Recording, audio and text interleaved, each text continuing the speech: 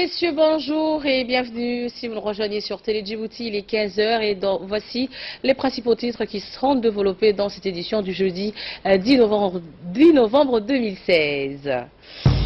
Le chef de l'État, son Excellence Ismaël Omar Guelleh, a reçu en fin de matinée le ministre de Transport de la République fédérale de l'Éthiopie, qui est accompagné également du directeur général du chemin de fer de son pays. Et à la primature, le Premier ministre Moussa Abdelkader Kamel Mohamed a présidé la mise en place de la déclaration des services des citoyens. Et dans les élections américaines, Barack Obama a invité ce matin Donald Trump à la Maison-Blanche pour discuter des relations internationales. Bonjour et très heureuse de vous retrouver. Bienvenue si vous nous rejoignez sur Télé Djibouti.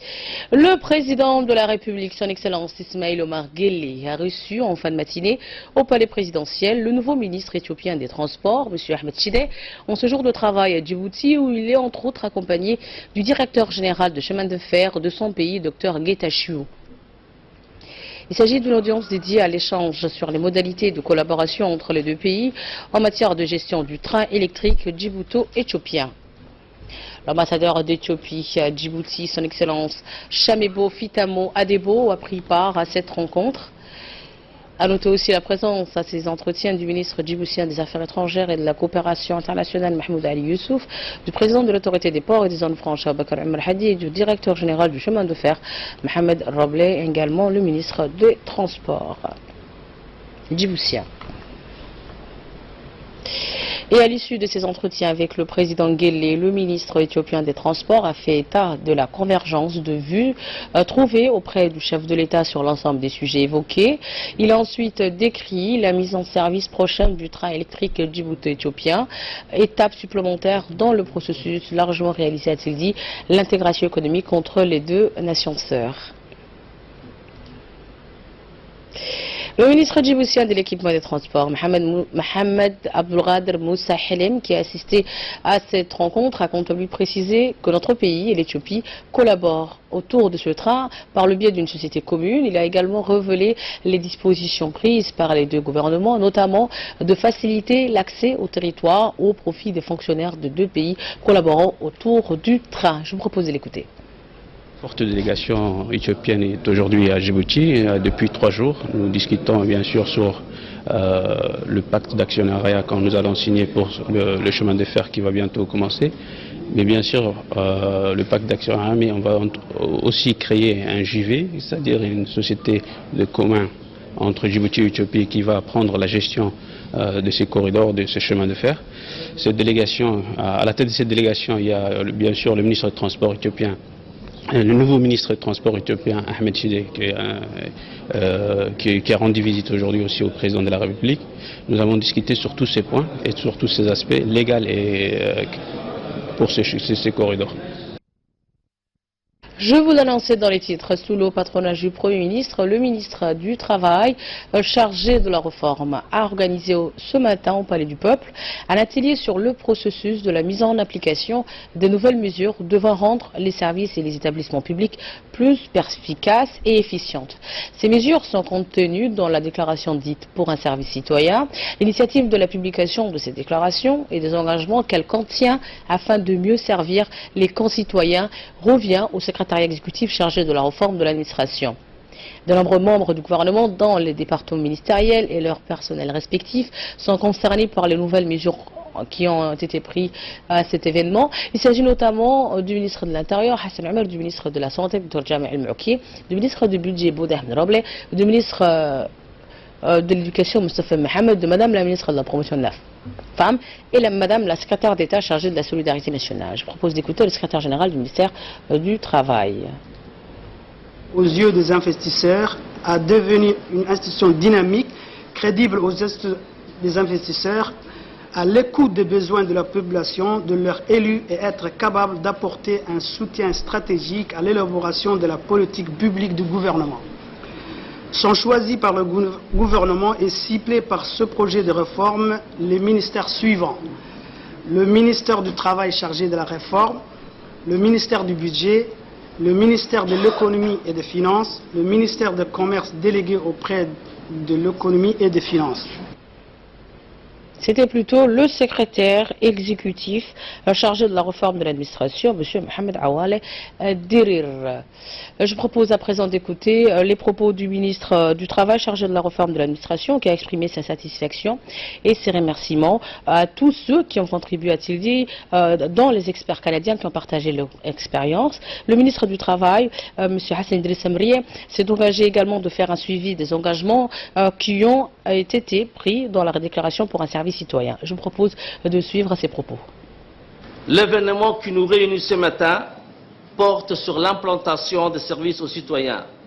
Ce concept a été mis en place dans un souci de trouver des solutions aux difficultés que rencontre l'administration avec les usagers dans la délivrance des prestations de services. À l'instar du président de la République, je vais porter ce message haut et fort. Il faut moderniser les façons de faire dans nos ministères et améliorer la prestation des services aux usagers partout où ils se trouvent sur le territoire national. Il faut instaurer à Djibouti une véritable culture de service au sein de l'administration afin que notre population reçoive les services qu'elle est en droit de s'attendre de la part des agents de l'État. J'exhorte l'administration à une gestion dynamique, axée sur les résultats. Je pense que la déclaration de service peut être un levier pour corriger l'inertie qui afflige trop souvent notre administration. Je compte sur votre collaboration pleine et entière pour relever les défis qui nous incombent tous d'améliorer la prestation des services aux citoyens. Mesdames et messieurs, par un effort collectif, nous pourrons réaliser ces objectifs. Lors de son intervention, le Premier ministre, M. Abdelkader Kamel Mohamed, a rappelé que l'objectif de la réforme des services administratifs de l'État vise à faire comprendre aux agents de l'État qu'ils sont d'abord au service des autres et qu'il revient à ces derniers aussi de défendre et de faire prévaloir leurs droits. Le changement des comportements pour offrir un service de qualité dans tous les établissements administratifs est un devoir et une obligation auquel tient tout particulièrement le chef de l'État, son Excellence Ismaël Omar Guelleh, c'est qu'a précisé le Premier ministre. Et je vous propose également d'écouter. Le président de la République, immédiatement après son élection et avant même son investiture, a demandé au gouvernement, dans son ensemble, d'améliorer les relations entre les administrés et l'administration. Il veut que notre administration soit au service de la population. Il veut que notre démocratie soit chaque jour plus forte. Il y a donc quelques mois, un comité a été créé entre les très hauts responsables de la présidence et de la primature pour superviser sous ma responsabilité ce travail. 4 ministères, c'est-à-dire ceux dont les services ont le plus de relations avec la population, ont été désignés comme prioritaires pour effectuer ces tâches. Ceux de l'intérieur, du budget, de la justice et de la santé.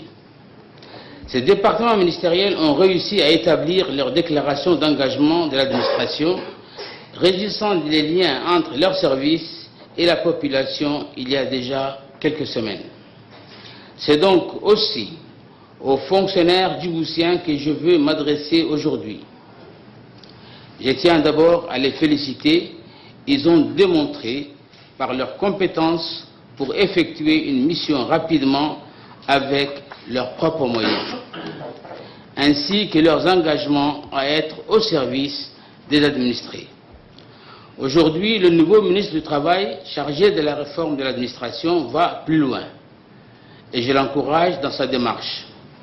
Ainsi, une déclaration des services aux citoyens vient d'être établie pour 11 départements ministériels sous sa supervision et avec le concours du SECRA.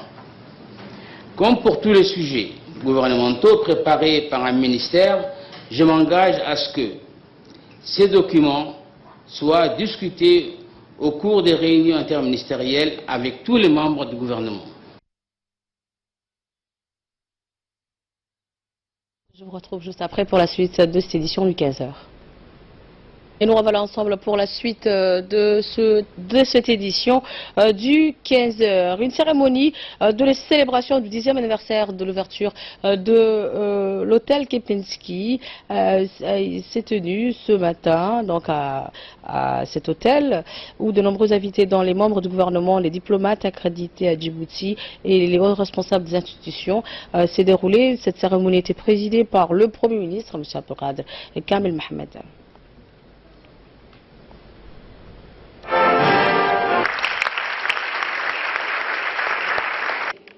Et sera aussi place à l'égalité fruit de notre enrichissement de certains de nos employés. Merci beaucoup.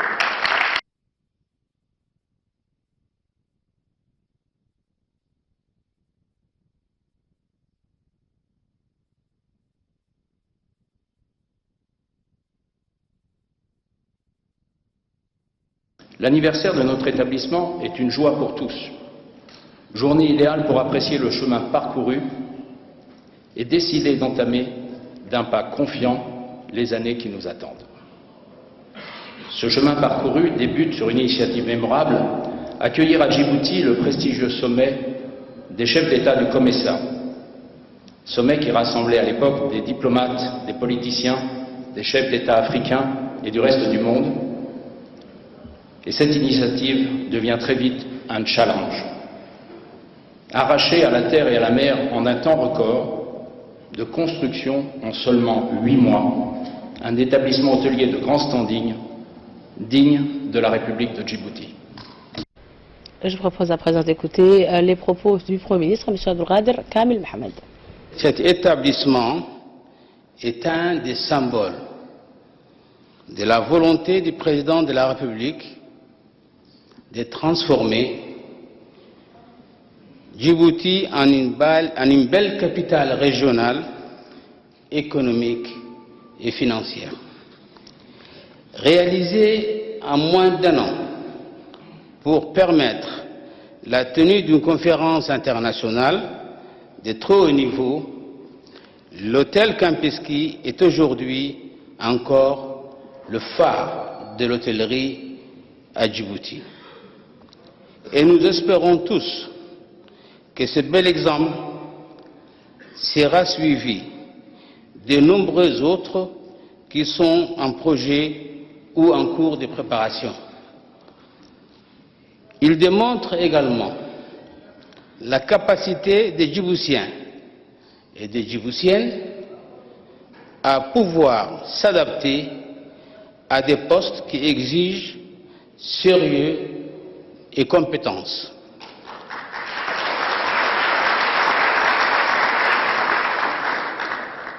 Je sais que la direction générale a voulu encourager l'emploi. Monsieur le directeur général, le gouvernement compte sur vous pour que l'insertion des jeunes soit également amplifiée. Il est absolument nécessaire, pour conforter la paix sociale, de mettre la jeunesse djiboutienne au contact des réalités du monde du travail, ne serait-ce que pendant une courte durée. Cela leur permettra ensuite de rebondir dans le monde du travail. Et compte tenu de l'image de votre établissement et de votre souci de la qualité du service rendu, cela donnera l'occasion à terme d'élargir la sélection des employés. Et la cérémonie de 10e anniversaire de l'ouverture de cet hôtel à Kempinski à Djibouti, ce fut également une occasion de récompenser les employés méritants de cet grand hôtel qui ont reçu des diplômes de mérite, mais aussi des primes des mains du Premier ministre Abdelkader Kamel Mohamed, des membres du gouvernement présents, mais également du directeur de cet grand hôtel sur la place djiboutienne.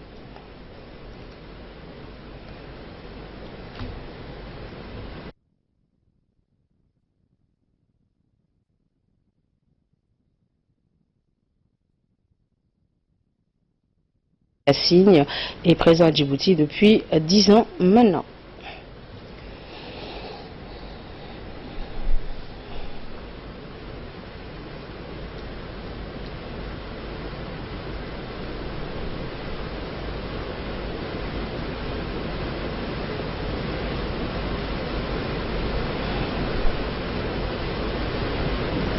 Le président de l'Assemblée nationale, M. Mohamed Ali Hamad, a reçu ce début de week-end une visite de courtoisie de la nouvelle ambassadrice du Royaume-Uni accréditée à Djibouti et résidente à Addis Abeba, Mme Susanna Moorhead.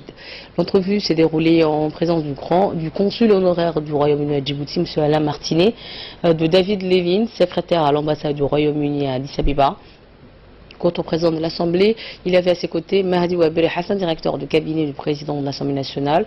Les relations d'amitié et de coopération entre nos deux pays étaient au centre des discussions entre le président du Parlement et la diplomate. La coopération entre l'Assemblée nationale et la Chambre des députés du Royaume-Uni a été également évoquée au cours de cette rencontre.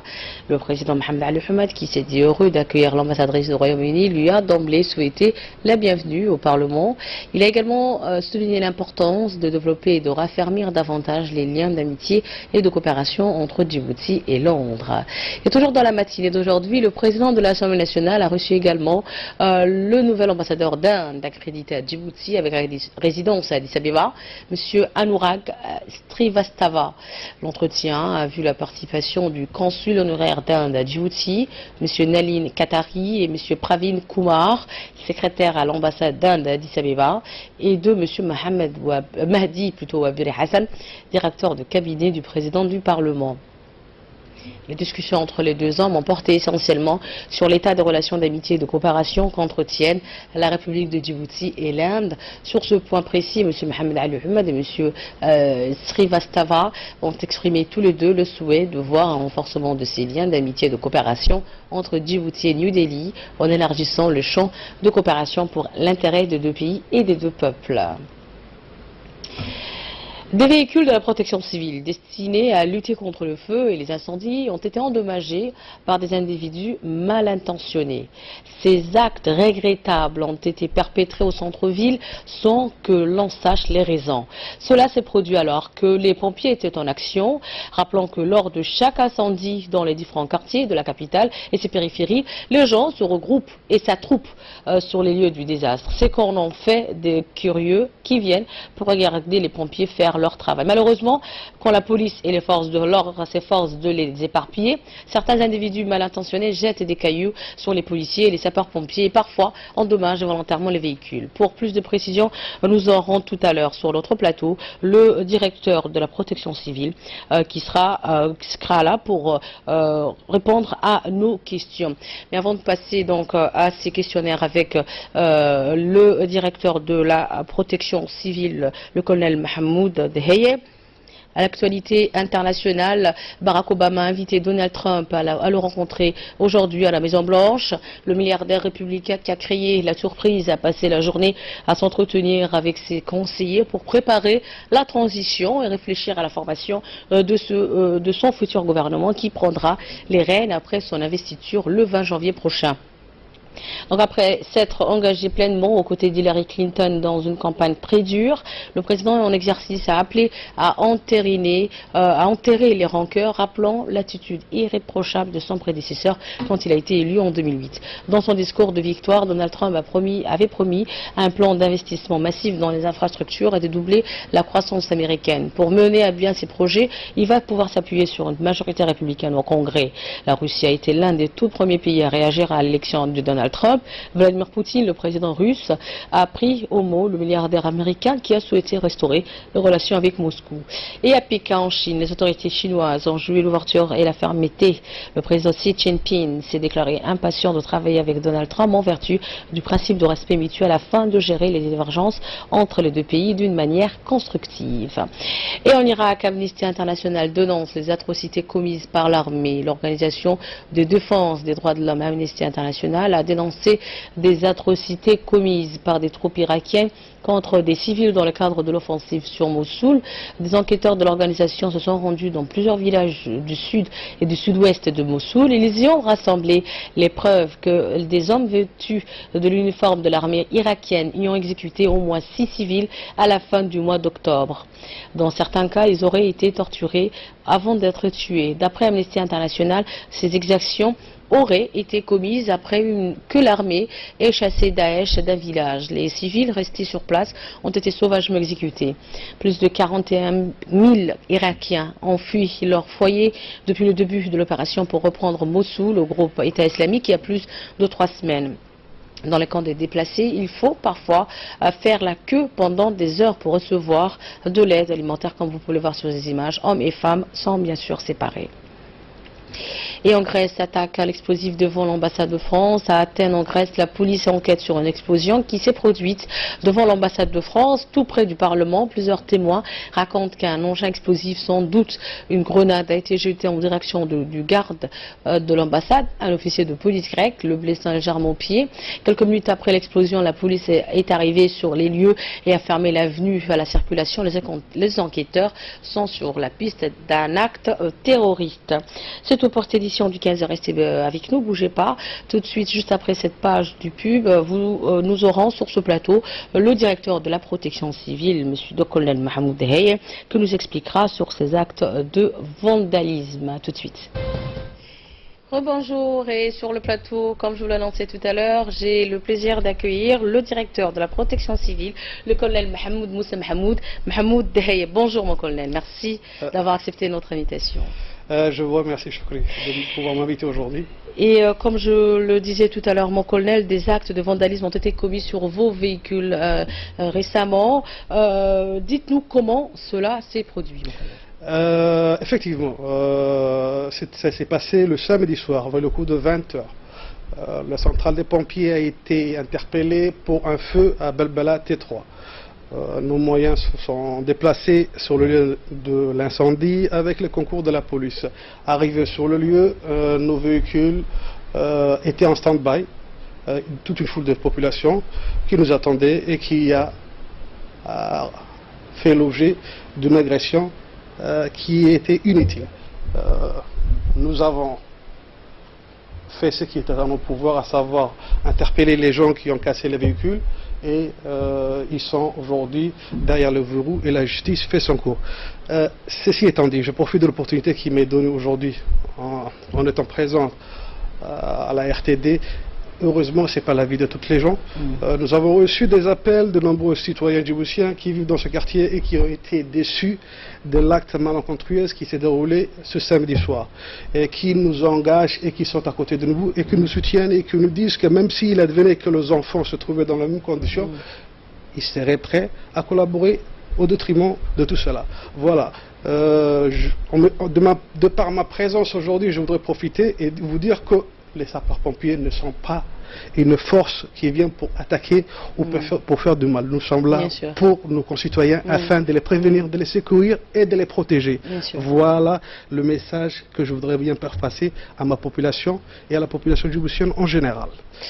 Et Djibouti s'est largement agrandi, monsieur le directeur, et a vu de nombreux projets de développement des infrastructures, notamment portuaires. De ce fait, comment les sapeurs-pompiers sont amenés à se développer à l'échelle de Djibouti et comment comptez-vous participer à la mise en œuvre de la politique de décentralisation mise en œuvre par notre président? Effectivement, nous voyons que ces dernières années, notre pays connaît un essor et un développement économique digne de ce nom.